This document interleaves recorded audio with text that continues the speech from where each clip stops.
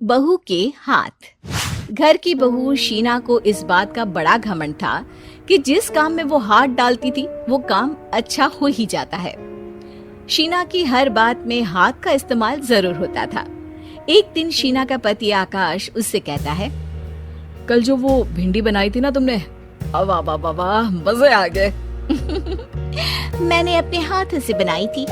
मेरे हाथों में वैसे भी जादू है, जिस चीज को छू लेती हूँ सोना बन जाती है। अब ये थोड़ा ज्यादा हो रहा है। मतलब अगर हर चीज को छू के सोना ही बना देती हो तुम, तो हमारे नाम के पीछे भी अंबानी ही लगा देते हम। चुप रहो, मुंह पे हाथ रख लो, कुछ भी बोलते रहते हो। शीना की सास बगिया से पूजा के लिए फूल चुन रही थी। सुंदर, अति सुंदर, कितने प्यारे गुलाब के फूल हैं। भगवान जी खुश हो जाएंगे। मैंने अपने हाथों से जो पौधा लगाया था, मेरे हाथों की कोई भी चीज बेकार नहीं जाती। हाँ बेटा, सही कह रही है। इसीलिए तो तुम्हारे पिताजी से मैंने अपने बेटे के लिए तुम्हारा हाथ मांगा था। और उन्होंने हाथों हाथ में मेरा हाथ आपकी बेटी के हाथ में दे भी दिया था। हाँ बेटा, वो तो है, पर मुझे ये बता, तू ये हर बात में हाथ क्यों बीच में लेकर आती है? माँ जी, पंडित जी ने हाथ मेरा देखकर नैनीताल में कहा था कि मेरे हाथ जगन्नाथ हैं। मेरे हाथों से कभी कोई काम नहीं बिगड़ेगा, तो मेरे हाथों की तारीफ तो मुझे करनी पड़ेगी ना। हाँ, ठीक ही कह रही हो वैसे। तो मिलाओ हाथ इसी बात पर। शीना को न सिर्फ इस बात पे गर्व था कि उसके हाथ से सब अच्छा होता है, बल्कि घर के सारे काम भी वो पहले अपने हाथ से करती, फिर कोई दूसरा उन कामों को कर पाता। एक दिन शीना कपड़े धो रही थी। अरे घर में वॉशिंग मशीन है तो सही, खुद क्यों थक रही हो? कपड़े पहले मेरे हाथ से धुलेंगे, फिर वॉशिंग मशीन से। पहले हाथ की सफाई, फिर मशीन की धुलाई। अगर आज डाकू गब्बर सिंह होता ना, तो वो ये हाथ मुझे दे दे ठाकुर, तुमसे जरूर कहता, और मैं तो दिलवा भी देता तुम्हारे हाथ। हर एक काम में हाथ बटाओ, ज्यादा जुबान न चलाओ, वरना दूंगी एक उल्टे हाथ से। क्या दोगी? कपड़े दूंगी, लो निचोड़ो। ऐसे ही एक दिन, अरे बहू, ये सोफे पर चढ़कर हाथ से पंखा क्यों घुमा रही हो? माँ जी, क्योंकि मेरे हाथ से घूमेगा तो ज्यादा अच्छे से हवा देगा। अरे बेटा, फिर तो तुम गाड़ी का पहिया भी हाथ से घुमा के मायके जाया करो। एक बार आकाश ने घर पर कार लाने की बात छेड़ी। माँ, सोच रहा हूँ कि एक कार लेकर आता हूँ। ले ले बेटा, क्यों नहीं? अरे पैसे हो तो हवाई जहाज भी ले लेना। हाँ, पैसा तो हाथ का मेल है, ले लेते हैं। इस हाथ पैसे देंगे, उस हाथ कार ले लेंगे।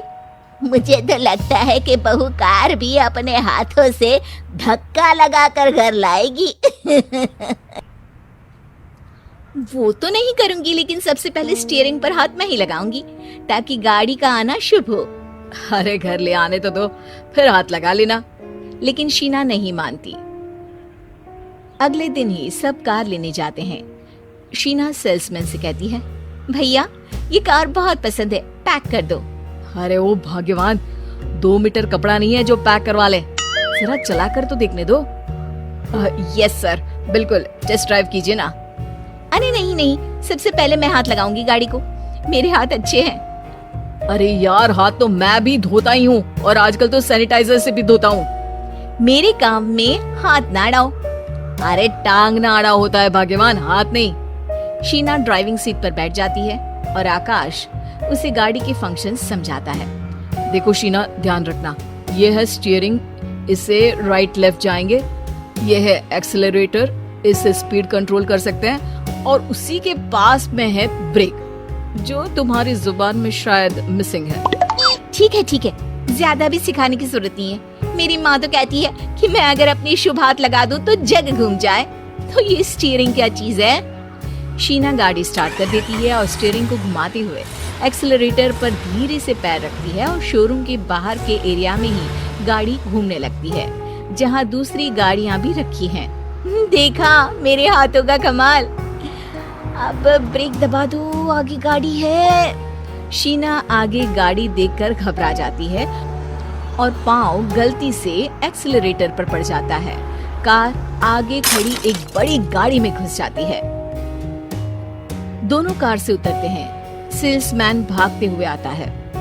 अरे 7 लाख की गाड़ी खरीदने आए थे और 15 लाख की गाड़ी ठोक दी। Oh my God. आकाश की माँ, आकाश और शीना घबरा जाते हैं। इतना सारा पैसा कहाँ से आएगा? तभी वहाँ मैनेजर भी आ जाता है। पूरा माजरा समझता है। अरे टेंशन मत लीजिए, गाड़ियों का इंश्योरेंस था, आप जो कार लेने आए थे वही खरीद लीजिए। पर मैडम, जब तक आप सीख ना ले तब तक गाड़ी मत चलाइएगा। अभी तो आपने गाड़ी बस ठोकी है, जिसका बीमा भी था, लेकिन सड़क पे चलते हर इंसान का बीमा नहीं होता। अरे मेरे हाथों से ठुक भी गया ना तो उसकी जिंदगी बन जाएगी, और अगर चला भी गया तो स्वर्ग ही पाएगा। मैनेजर साहब, मेरे हाथ में कोई दिक्कत नहीं है, वो तो बस पाँव गलत जगह पर चला गया था।